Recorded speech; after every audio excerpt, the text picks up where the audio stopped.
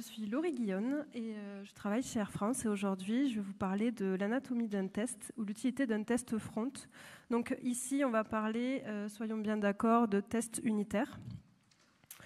Donc ça fait 11 ans que je fais ce métier, que je suis développeuse et j'ai souvent entendu un test front, ça sert à rien. Je l'ai d'ailleurs même entendu il n'y a pas très longtemps dans les locaux d'Air France, je ne balancerai pas, mais oui, ça existe encore, on dit encore ça.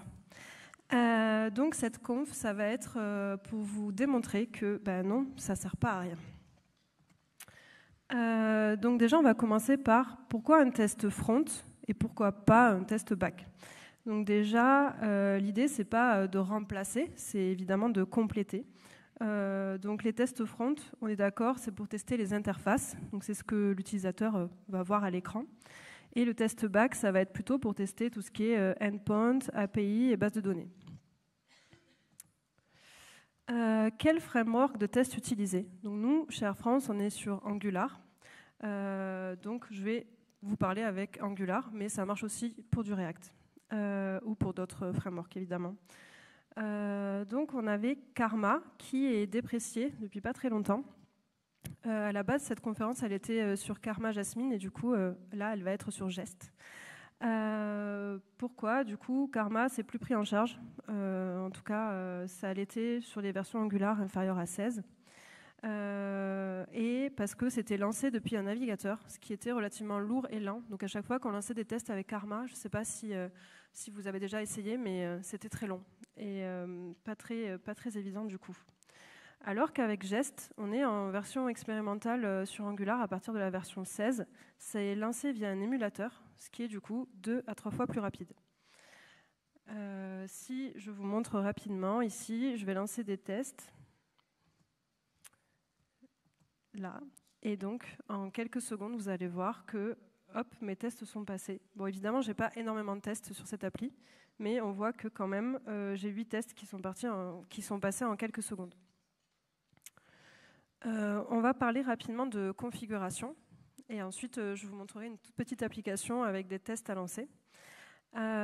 Pour installer Jest, c'est assez facile. Du coup, on va aller sur NPM et on va chercher les packages Jest et Jest preset Angular pour Angular. On va aller dans le package JSON, on va ajouter un script et on va pouvoir lancer Jest. Donc ici, on peut voir à l'écran que j'ai mis quelques petites options. Donc la doc est très bien faite, je vous invite à aller la voir. Et donc moi, j'ai ajouté quelques petites options qui m'intéressent. Pardon. Et j'ai aussi un fichier qui s'appelle jest-config, où là, je vais définir ma configuration Jest. Donc par exemple, ici, moi, je voudrais avoir le coverage qui est généré dans un rapport. Donc je vais mettre des options de coverage. Donc par exemple, on voit collect coverage à true, coverage reporter HTML et quelques petites options que j'ai ajoutées, comme par exemple le threshold qui fait que mes tests ne passeront pas tant que mes seuils ne seront pas atteints. Et donc là, on a, par exemple, sur les fonctions, j'ai mis 50% de coverage, sinon mes tests ne passent pas. Donc vous avez, pareil, une documentation assez bien faite là-dessus, où vous pouvez modifier votre configuration Jest. Pour aller voir le coverage qui est généré, donc je vais vous montrer... Alors, est-ce que ça va fonctionner? Hop. Oui, parfait. Du coup, ici, c'est le coverage qui est généré lorsque je lance mes tests automatiquement à chaque fois. Donc, en fait, dans mon code ici, je vais avoir un dossier coverage. Je ne sais pas si c'est assez gros. C'est bon, tout le monde voit à l'écran? OK. Donc, ça génère ici un dossier coverage et un petit index.html. Donc, quand j'ouvre ce fichier, j'arrive ici. Et là, j'ai mon application avec les components qui sont codés. Et par exemple, moi, j'ai mon component, ma page home, ici. Et je peux aller voir en détail quelles lignes de mon code sont couvertes ou pas par mes tests. Donc, par exemple, on voit que lorsque c'est vert, c'est OK. Et quand c'est rouge, ben non, je n'ai pas réalisé de test sur ces fonctions. Ça peut m'aiguiller un petit peu sur les choses à tester. Sachant qu'ici, on est sur des tests TypeScript et non HTML. Donc, c'est juste pour avoir une indication au niveau du composant. Mais nous, ce qu'on va aller voir après, c'est comment tester mon template, pas le TypeScript. Donc, je reviens sur la diapo. Ok. On a aussi chez Air France l'utilisation de Sonar Cloud, ce qui fait qu'on peut intégrer Jest à la CI/CD. Donc ça va nous générer ici un coverage qu'on peut voir. Donc par exemple ici j'ai 46% de coverage sur mon code et c'est donc visible dans Sonar Cloud. Donc ça nous permet d'avoir un rapport supplémentaire. Pour débugger mes tests, j'ai sur VS Code une extension qui s'appelle VS Code Jest, qui s'installe facilement et gratuitement et qui nous permet de lancer les tests depuis une petite interface, un petit peu comme IntelliJ ou d'autres IDE avec du Java, même chose. Et on peut lancer les tests unitairement, tous les lancer, aussi les débugger, ce qui est assez pratique. Et on a un expert Google qui s'appelle Amadou, qui a un site qui s'appelle Monsieur Angular. Et là, je vous invite, si jamais vous cherchez un tuto pour installer vos tests, pour installer Jest, qui est assez bien fait. Donc voilà, vous avez un lien assez facilement trouvable sur Internet. Maintenant, on va rentrer un petit peu plus dans le vif du sujet. Donc, comment je vais pouvoir tester mes éléments du DOM. Ici, je vais utiliser les CSS Selector. Donc par exemple, là, j'ai une balise P, assez simple, avec un ID, et à l'intérieur, un texte. L'ID, c'est message, comme vous pouvez voir. Comment je vais faire pour récupérer cet élément? Je vais faire un by.css, et avec le dièse message, je vais pouvoir récupérer ce que j'ai à l'intérieur de mon P. J'ai d'autres façons de faire. Je peux faire par classe. Donc si jamais j'avais une classe message, j'aurais mis .message. Je peux faire aussi par balise P, c'est moins pratique parce que si j'ai plusieurs balises P, c'est un peu dommage. Et je peux aussi faire par composant, par nom de balise que j'ai créé moi. Donc là, par exemple, sum app component. Et du coup, je vais faire fixture.debugelement.query by CSS et là, je vais pouvoir récupérer mon élément. Donc, je vais vous montrer une petite application.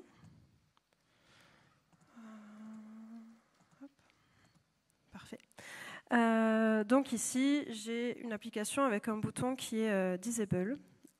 Pour afficher ce bouton, il faut que je commence à écrire quelque chose. Donc je vais commencer à écrire. OK. Je vais mettre une destination. Et lorsque je fais send, ça va m'afficher un petit loader. Et je vais avoir une petite carte avec is a great destination qui va être saisie. Et je vais reprendre ici ma valeur. L'idée, ça va être déjà de commencer par tester. Donc, on est d'accord, si je supprime mon texte, le bouton se disable de nouveau. Ça va être de tester que mon bouton il est bien actif et inactif au bon moment. Parce que c'est quand même dommage de mettre son code en prod avec ce genre d'erreur qui peut arriver et du coup de rollbacker toute une map juste pour un bouton. Donc ici, j'ai mon fichier. Donc c'est spec.ts pour les tests Angular, qui est généré automatiquement lorsque je crée une page. Et je vais coder mon premier test. Donc je vais dire, je vais vérifier que mon bouton il est bien enable quand je vais saisir une destination. Alors, j'ai mon component. Alors, j'ai GitHub Copilot qui me fait des petites propositions. Donc ça s'appelle, si je vous montre rapidement l'HTML ici, on peut voir que mon input s'appelle destination. Donc j'ai mon formulaire et mon bouton ici qui s'appelle send.btn. Si je reprends mon test, je vais saisir dans mon input une valeur. Donc je vais faire setValue. Je vais donner Paris, pourquoi pas. Je vais détecter les changements du DOM ici. Aller récupérer mon bouton.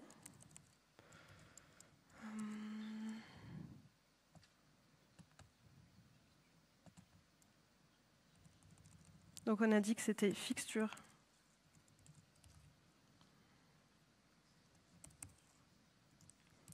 Sauf que moi ici j'ai mis un ID, donc je vais appeler mon ID send.btn. Voilà.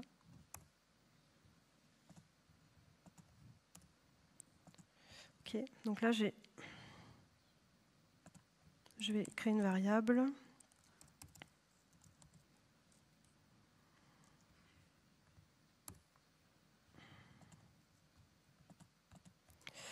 Et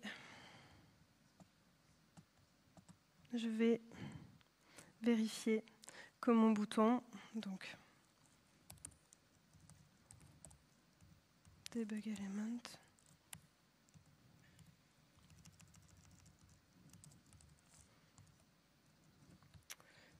donc je vais faire un expect.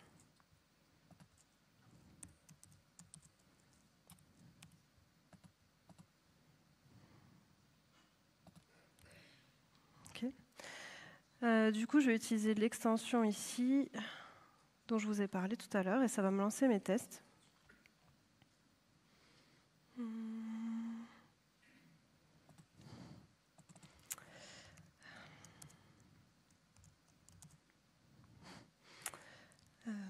Mince.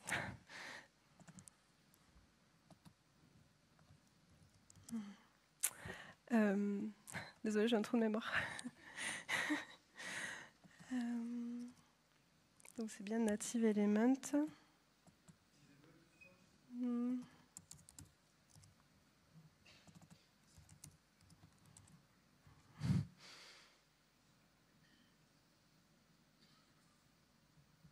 Ok, merci.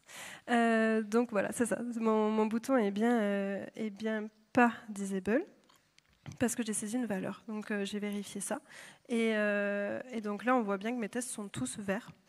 Je peux faire exactement la même chose avec l'inverse. Si par exemple je vide mon champ, donc je vais faire un setValue vide, je vais refaire un peu la même chose. Je vais aller vérifier mon HTML, le changement.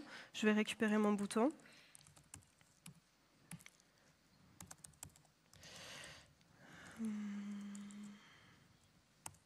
Même chose ici. Et cette fois-ci, par contre, je vais vérifier qu'il est bien à trou.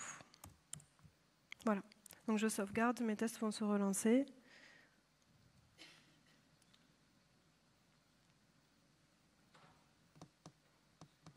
Ok, ils sont bien tous ok.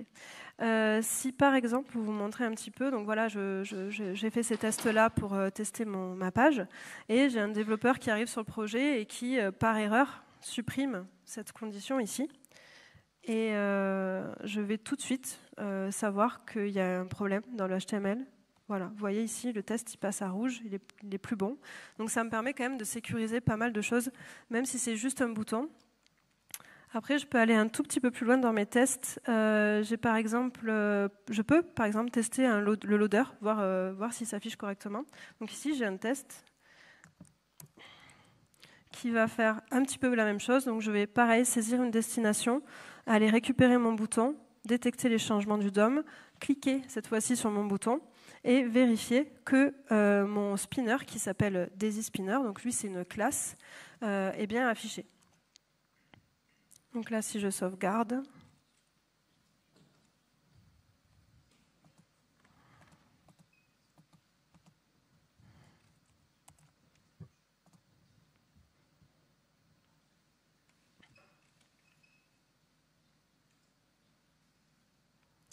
voilà, mes tests sont bien tous passés. Et pareil, on peut toujours aller un peu plus loin. Donc j'ai aussi un test qui pourrait me permettre de vérifier que j'ai bien le texte is a great destination qui s'affiche. Donc là, c'est un test un tout petit peu plus gros, où je reprends encore la même chose. Je vais récupérer mon bouton, cliquer sur le bouton, attendre le temps que le loader se cache et vérifier que j'ai bien le bon texte. Donc ici, par exemple, j'ai saisi London dans ma destination et j'ai is a great destination qui s'affiche et mon test, comme vous pouvez le voir, est vert. Donc, ce qui permet de bien sécuriser mon application juste sur un formulaire et un bouton. Et après, on peut aller très très loin dans ces tests-là et tester plein d'autres informations, les labels, etc.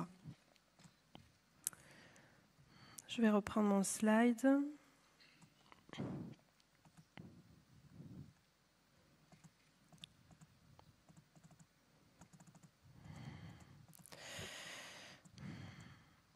Donc pour conclure, vous avez pu voir que quand même c'est relativement rapide à mettre en place Jest, que coder un test c'est aussi très rapide. Ça permet quand même d'améliorer grandement l'expérience client.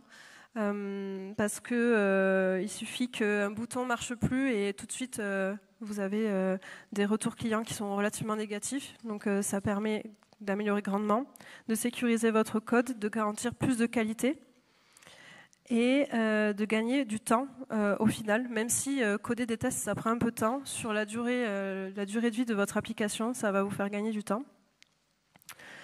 J'espère que du coup, vous êtes d'accord avec moi, un test front, c'est utile. Voilà, je vous remercie. Et,